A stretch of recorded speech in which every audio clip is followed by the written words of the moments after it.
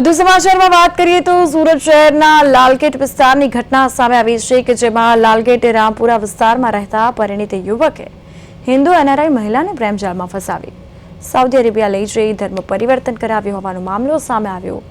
આરોપીએ મહિલાને બ્લેકમેલિંગ કરી 18 તોલા સોનાના દાગીના, હૈદરાબાદમાં 50 લાખનો ફ્લેટ તથા રૂપિયા 60 લાખની રોકડ પડાવી। મહિલાના ભાઈએ આ બાબતે લાલગેટ પોલીસમાં ફરિયાદ આપી, જેને આધારે પોલીસે એઝાઝ સલીમ પટેલની સામે ખંડણી સહિતની ગંભીર કલમો હેઠળ ગુનો નોંધી ધરપકડ હાથ ધરી છે।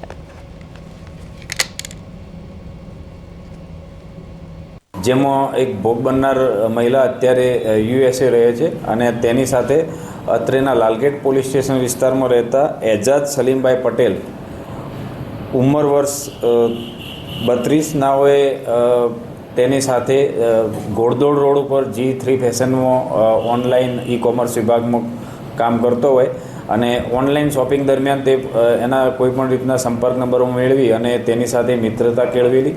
ત્યારબાદ તેઓ હૈદરાબાદ મુકામે મુલાકાત થયેલી અને એના પછી સાઉદી અરેબિયા ખાતે બંને જણા એકબીજાને મળેલા અને ત્યાં આ હાલના આરોપીએ એ સ્ત્રી સાથે મિત્રતા કેળવી અને તેની સાથે ઓનલાઈન મેરેજ કરેલા અને એને ઇસ્લામ ધર્મ પણ અંગીકાર કરેલો।